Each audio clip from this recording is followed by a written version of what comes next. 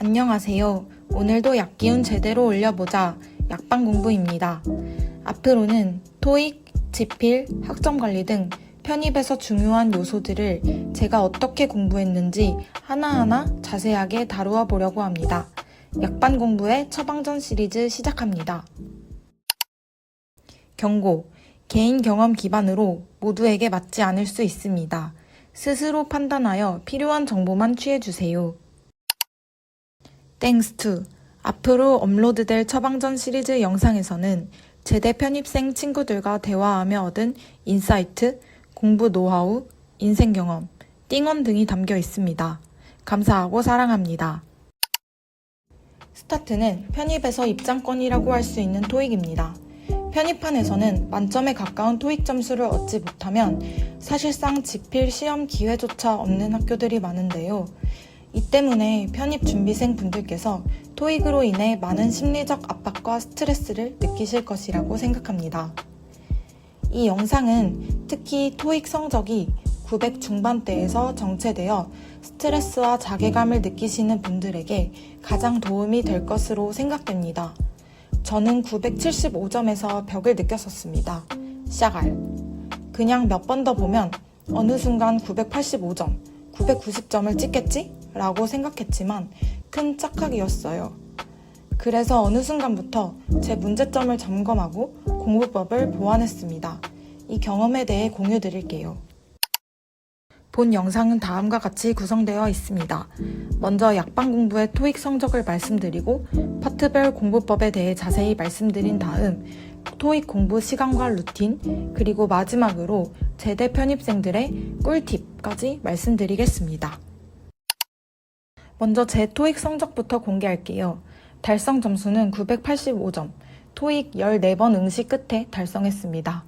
2024년에도 서류만 보는 정성대에 지원하였기 때문에 토익을 24년에는 8회, 본격적으로 휴직하고 25년부터는 총 7회 응시했고 6번째 응시했을 때 985점을 달성했습니다.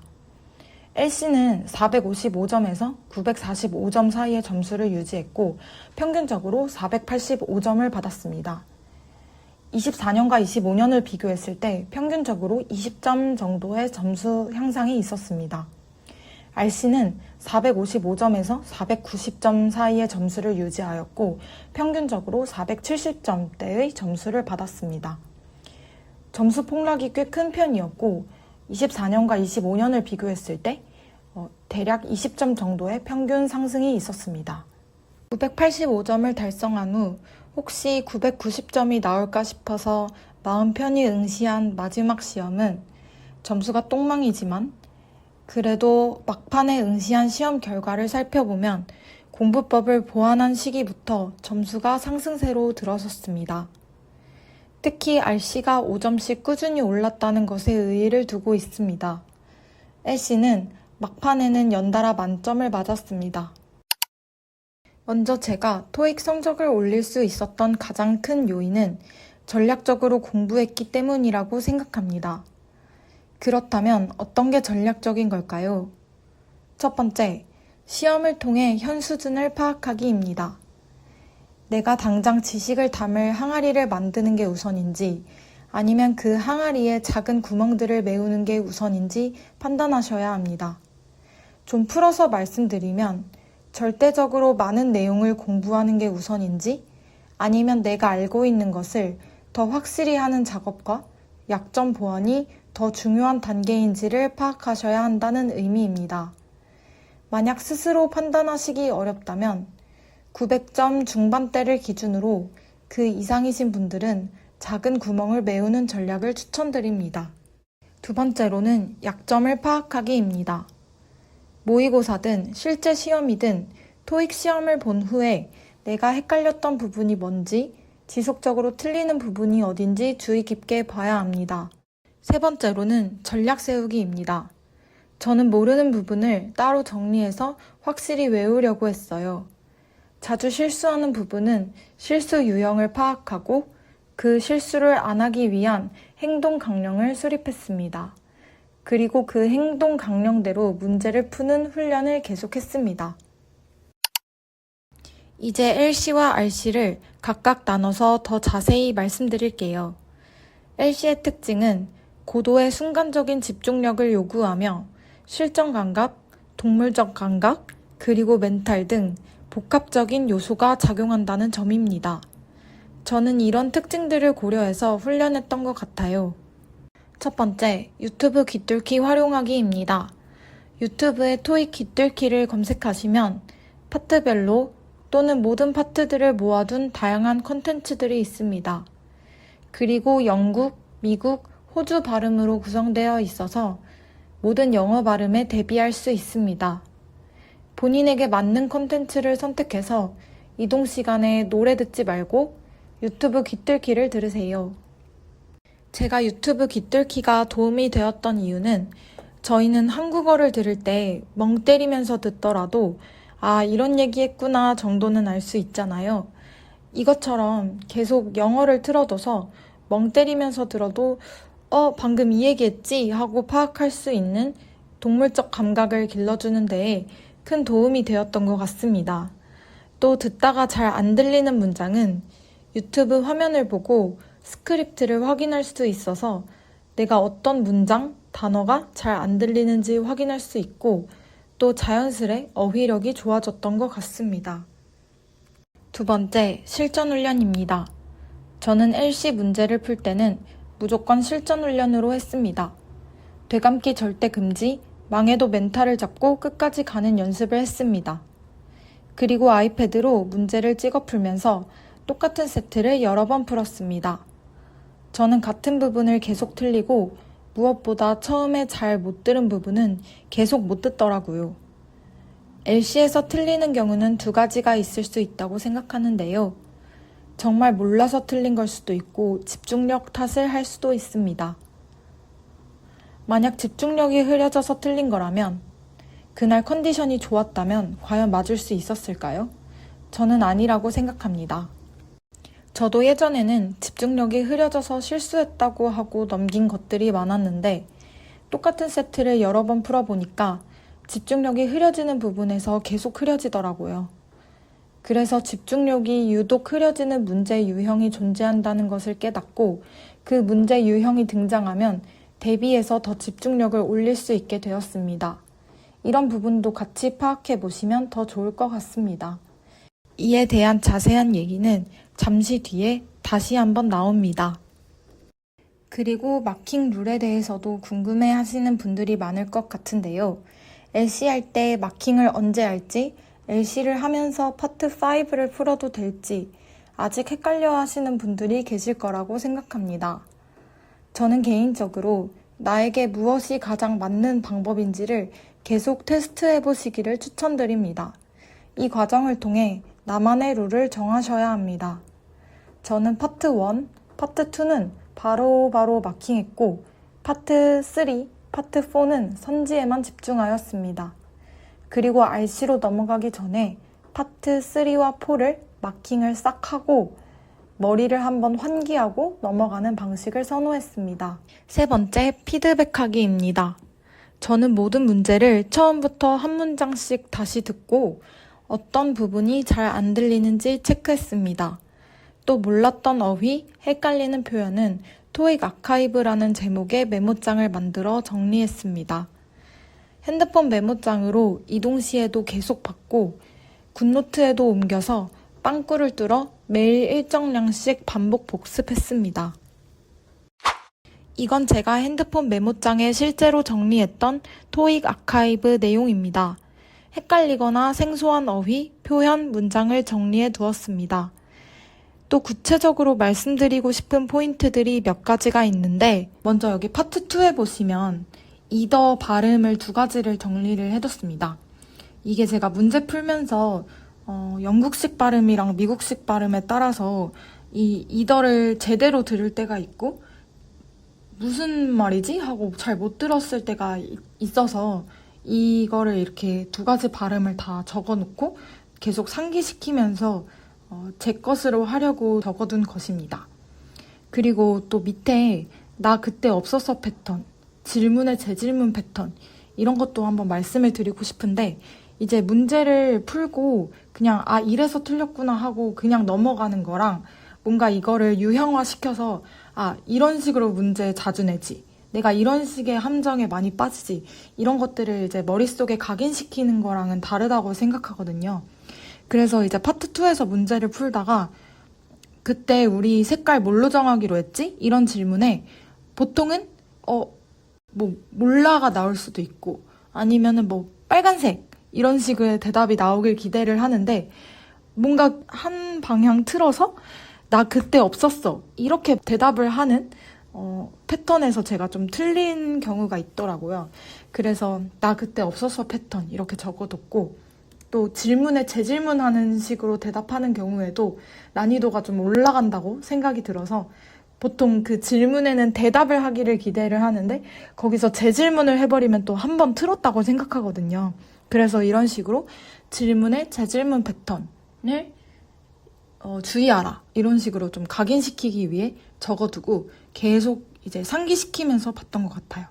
그리고 파트 4에 보시면 이제 그 동의어들을 많이 적어놨는데 이게 왜냐하면 제가 파트 4를 풀면서 느낀 게 리스닝에서는 어페럴이라고 했는데 선지에는 이제 걸멘트나 클로징 이런 식으로 적어버리면 또 한 번 튼게 돼가지고 난이도가 또 올라가거든요. 그럼 여기서 조금 시간을 많이 잡아먹더라고요. 저는 사실 파트 4에서는 빨리 선지를 선택하고 그 다음 세트의 선지들을 분석하는 게 정말 중요한데 이런 식으로 동의어로 내버리면 시간을 굉장히 많이 잡아먹게 돼버려서 저는 이런 동의어들도 많이 정리를 해줬던 것 같습니다.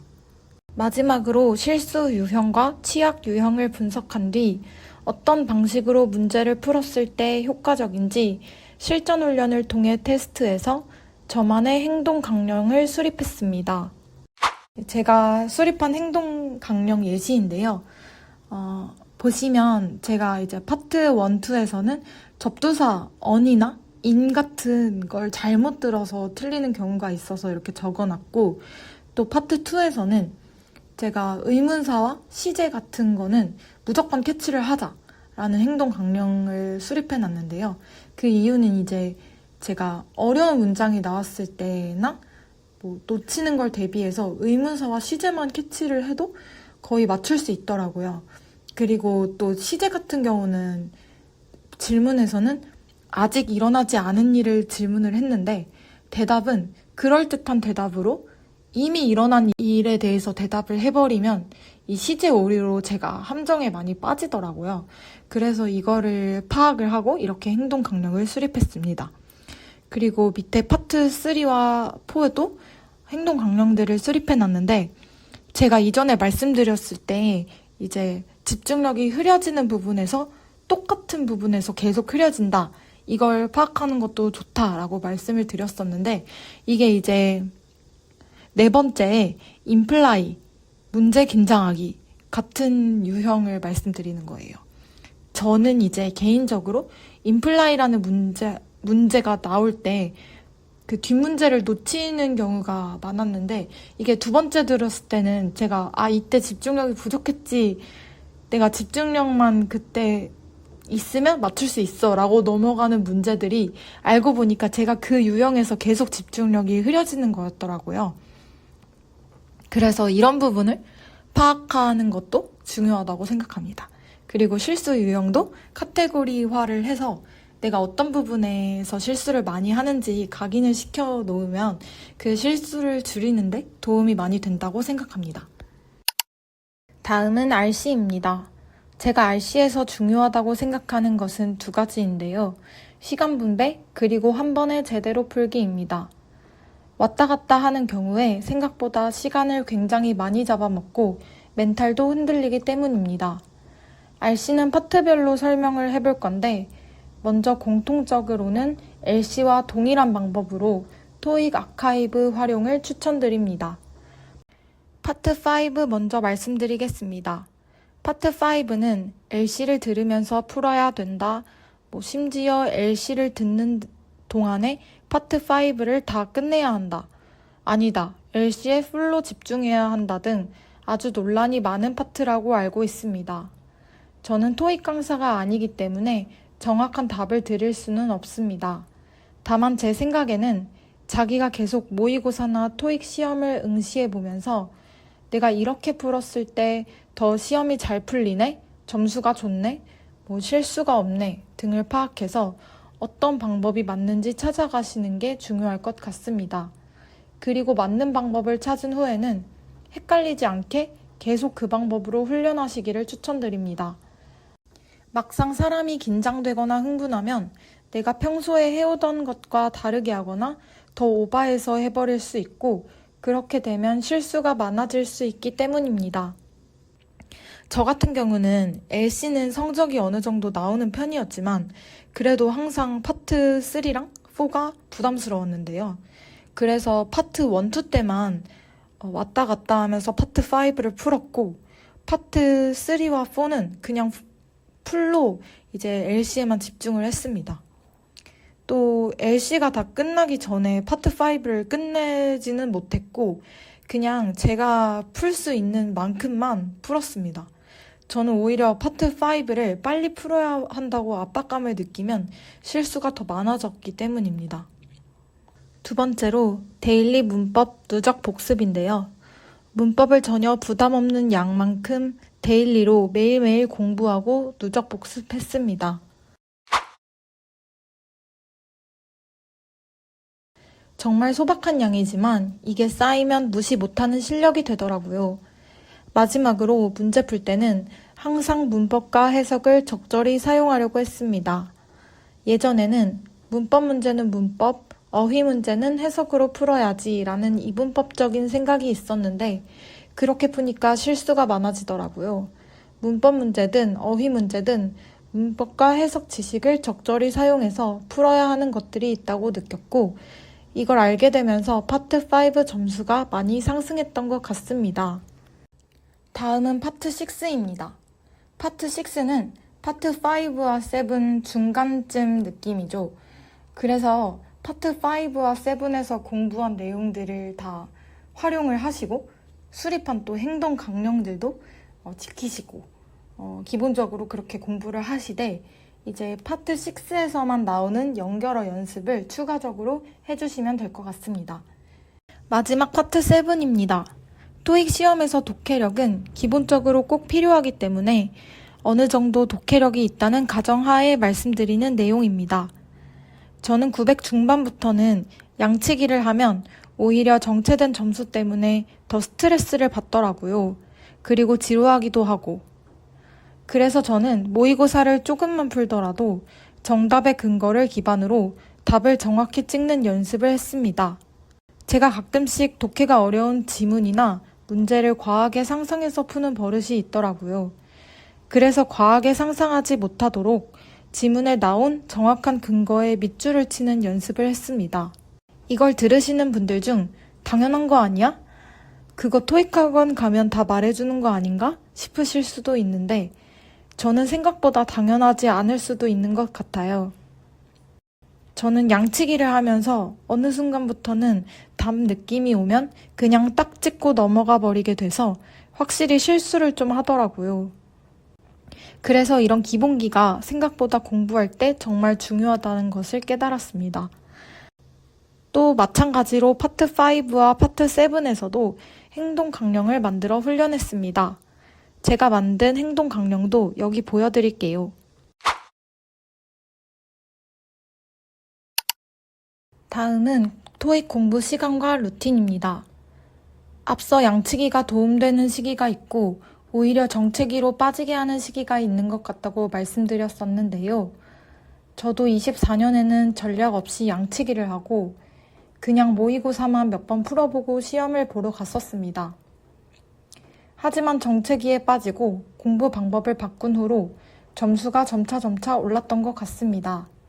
저는 토익 공부가 너무 지루하고 하기 싫어서 매일매일 조금씩 하는 게 저한테 잘 맞았던 것 같습니다. LC는 이동 시간을 활용해서 음악 대신 유튜브 귀뚫기를 들었습니다. 토익 아카이브는 일정량씩 매일 복습했습니다. 굿노트에서 빵꾸를 뚫어 빈칸을 직접 적어보면서 실제로 내가 외운 게 맞는지 점검했습니다. 또 메모장에 저장해두고 짜투리 시간이나 밥 먹는 시간에 대충 보면서 가볍게 복습했던 것 같습니다. 구체적인 공부 시간을 말씀드리자면 저는 편입 지필 시험 공부를 병행했기 때문에 토익에는 하루에 2시간 반 정도 할애하였습니다. 오전에 LC와 RC 문제를 일정량씩 풀고 복습, 토익 아카이브 정리까지 해서 2시간 정도 토익 공부를 했습니다. 그리고 지필 공부를 하다가 자기 직전에 데일리 문법과 토익 아카이브 빵꾸 복습을 30분 했습니다. 구체적인 연습 문제 양 알려드릴게요.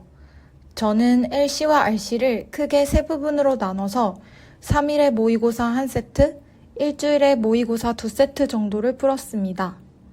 LC는 파트 1과 2, 파트 3, 파트 4 이렇게 3부분으로 나눴고 RC는 파트 5와 6, 파트 7-1, 파트 7-2로 나눠서 했습니다. 이 정도씩 푸니까 지루하지 않게 재밌게 공부할 수 있었던 것 같아요. 그리고 문풀과 복습까지 딱 2시간이 걸렸습니다. 대망의 마지막, 제대 편입생들의 꿀팁입니다. 먼저 시험 전날에는 잠 충분히 자기. 저는 잠을 못 잤을 때마다 LC 성적이 대추락했습니다. 두 번째는 아침밥 먹기. 토익은 2시간 동안 타임 어택성 시험을 보기 때문에 생각보다 체력 소모가 어마무시합니다. 평소 아침을 잘 먹지 않더라도 시험 당일엔 간단히라도 챙겨 먹고 가시기를 추천드립니다. 세 번째로는 시험장 관련해서 얘기해드리고 싶어요. 수험생들 사이에 토익 맛집 수험장이 있을 텐데요. 저는 굳이 집과 거리가 먼 토익 맛집에 갈 필요는 없다고 생각합니다. 다만 책상 수평이 안 맞으면 집중이 잘 안 되더라고요. 책상 수평 맞추기용 두꺼운 종이를 가지고 다니는 것을 추천드립니다. 전자시계가 있는 수험장은 편하긴 하지만 어차피 토익은 시험 보고 시간을 넉넉히 5분에서 10분 남겨야 하기 때문에 별로 의미가 없는 것 같습니다. 다음은 복기입니다. 제대 편입생 친구들이 공통적으로 해준 말이었는데요. 토익 시험을 비싼 모의고사라고 생각하기였습니다. 그냥 시험 보고 나서 나 수고했어 하고 끝내지 말고 그래도 저희 5만원 정도 내고 시험 보잖아요. 최대한 뽑아 먹어야죠. 실전 경험한 것도 중요하지만 당일에 기억력이 있을 때 꼭 복기하셔서 내가 어디서 헷갈리고 실수하는지 점검하고 대략 이 정도 틀리면 몇 점 정도 나오는구나를 파악하시면 좋을 것 같아요. 마지막으로 지자체나 학교에서 주는 토익 지원금을 활용해서 알뜰살뜰하게 준비하세요. 모든 의학대 편입 준비생 분들을 응원합니다.